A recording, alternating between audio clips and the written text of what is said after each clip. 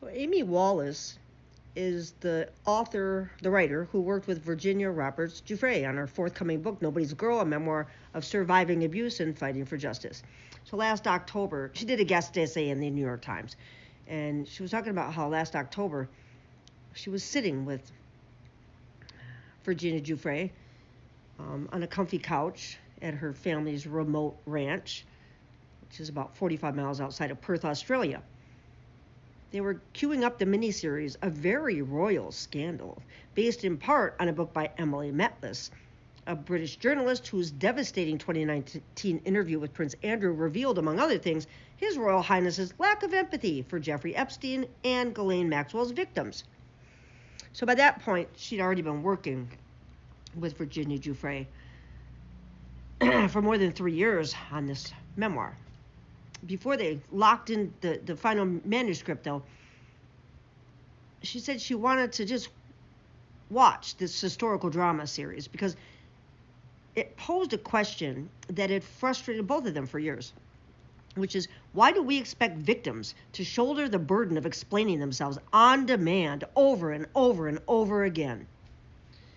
So the moment that they queued up was the moment that the actor playing Miss Matlas, sitting alone in her darkened kitchen. She's listening to a years-old podcast of herself being interviewed about a stalker who had once upended her life.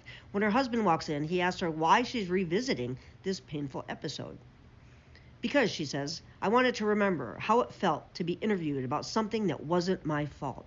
And what happened to Epstein's victims wasn't their fault. They still had to, parade their pain in hope of even the slightest justice. I mean, since 2011, when she publicly accused Mr. Epstein, she had repeatedly revealed in depositions, lawsuits, and interviews what was done to her, just in the hope of preventing other suffering. I mean, especially in the years before federal prosecutors indicted Mr. Epstein and Ms. Maxwell, this parade of pain seemed the only way to keep public attention focused on their depravity and that of their associates. But the constant telling and retelling had consequences for her. A campaign of intimidation that included death threats and at least one break-in at her family home, and took a toll on her family, not to mention her well-being. Even though it's populated by actors, A Very Royal Scandal ends with a close-up of Miss Giuffre's actual 17-year-old face. She said she could see in her eyes how that day how validated she felt as the actor playing an outraged Miss Matlas spoke up for her and other survivors. 6 months later, Virginia Giuffre died by suicide. She was 41 years old. The immediate and ultimately unanswerable question is why?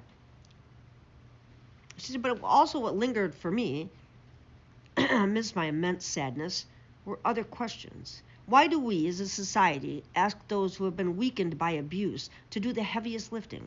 Not just calling out the predatory schemes of those who abuse them, but also testifying and being deposed under oath, as well as sitting for interviews and news conferences. And why is it that even when survivors do this, so many of us still don't give them the benefit of the doubt, instead of requiring the wounded to endlessly recite their worst memories on repeat? Why don't we bear down more forcefully on those they accuse of the wrongdoing? Ms. Giuffre pursued justice in civil court and received settlements from Mr. Epstein, Ms. Maxwell, and Prince Andrew. But these alone, in Ms. Giuffre's mind, did not deliver justice. Virginia Giuffre was a 16-year-old high school dropout who was working a $9 an hour job at the spa at Mar-a-Lago. $9 an hour.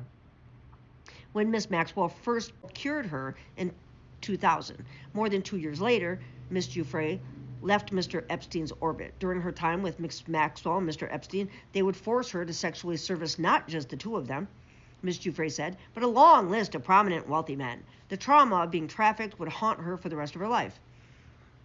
I mean, even the years after she escaped their grasp, she was happier than she ever expected to be. She married, and despite having been told she couldn't bear children, she had 2 sons. But when she finally gave birth to her 3rd child, a daughter, it lit a fire under her to hold them all accountable. And once she made that decision, she pursued her abusers relentlessly, even though she risked living out the rest of her days in courtrooms.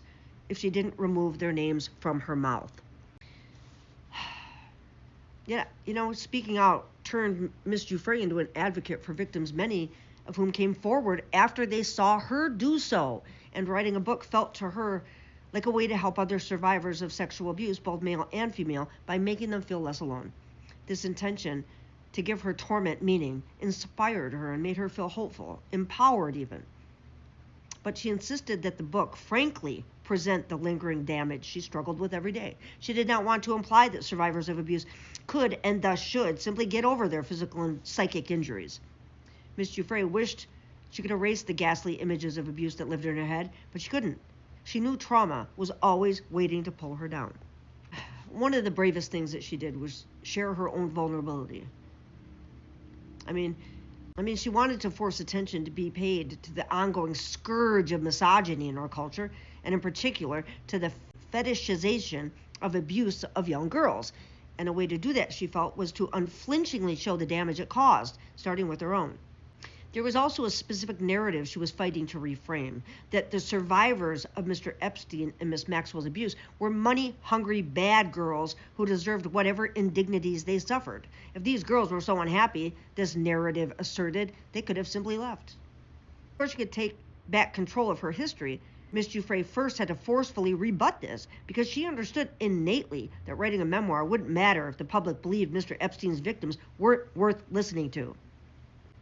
She goes on to say that her and Miss Giuffre would often imagine how things might unfold when her book was published, and she could stop reliving her most terrifying and dehumanizing moments with Epstein and Maxwell. In this imagined future, she finally would, for the first time since 2011, be able to aim her energies towards the things that she needed and wanted to the most, spending time with her family and protecting all kids by calling for the elimination of statute of limitation provisions for sexual abusers of minors.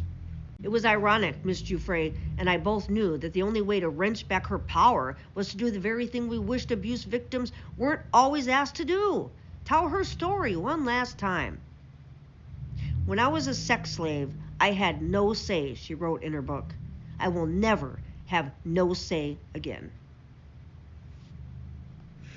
So Amy Wallace wrote Nobody's Girl. That's her third collaborative book. She wrote that with Virginia Giuffre. Thank you for watching my videos.